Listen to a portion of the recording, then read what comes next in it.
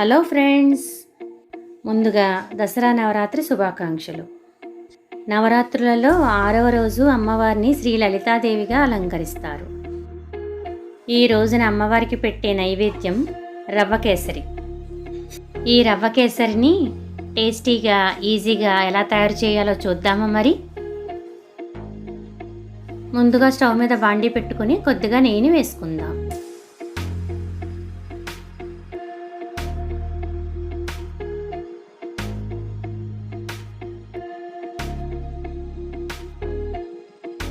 నెయ్యి కొద్దిగా హీట్ అయిన తర్వాత జీడిపప్పును ఫ్రై చేసుకుందాం.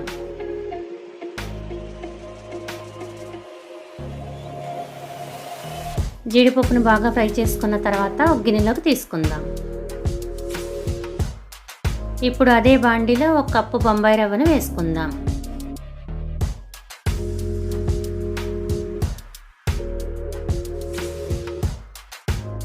ఈ రవ్వను 5 నిమిషాల వరకు ఫ్రై చేసుకోవాలి.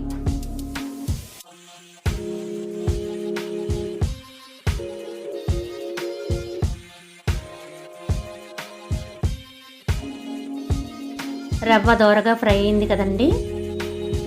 మనం ఏ కప్పుతో అయితే రవ్వను తీసుకున్నామో అదే కప్పుతో 3 కప్పుల వాటర్ని ఒక బౌల్లో వేసుకుందాం.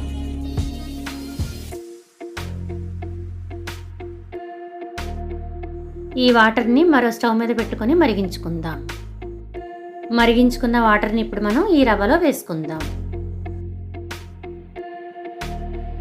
ఎక్కడా ఉండలు లేకుండా బాగా మిక్స్ చేసుకొని కంటిన్యూస్గా కలుపుకోవాలి.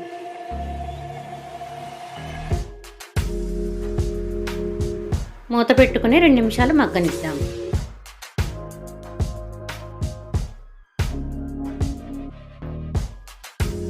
రవ్వ బాగా ఉడికింది కదండి. ఒకసారి అంతా మిక్స్ చేసుకొని 1 కప్పు పంచదారను వేసుకుందాం. స్వీట్ ఎక్కువ తినేవారు 1.5 కప్పు పంచదారను కూడా వేసుకోవచ్చు.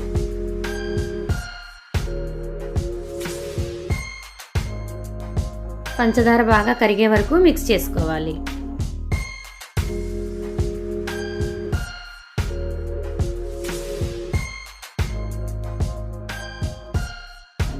పంచదార బాగా కరిగింది కదండి. ఇప్పుడు 1 స్పూన్ ఇలాచీ పౌడర్ని వేసుకుందాం. కలర్ కోసం చిటికెడు ఫుడ్ కలర్ని వేసుకుందాం. ఫుడ్ కలర్ ఆప్షనల్ మాత్రమే, మీకు వద్దు అనుకుంటే మానేయచ్చు.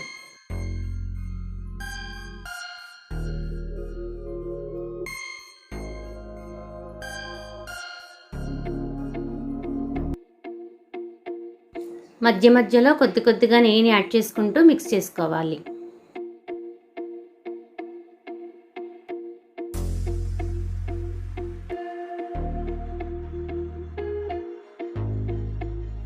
కలర్ బాగా లైట్గా ఉంది కదండి. ఇంకొద్దిగా ఫుడ్ కలర్ని వేసుకుందాం.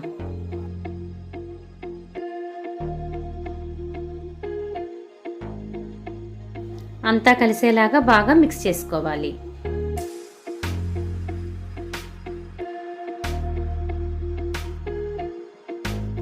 ముందుగా ఫ్రై చేసి పెట్టుకున్న జీడిపప్పును వేసుకుందాం.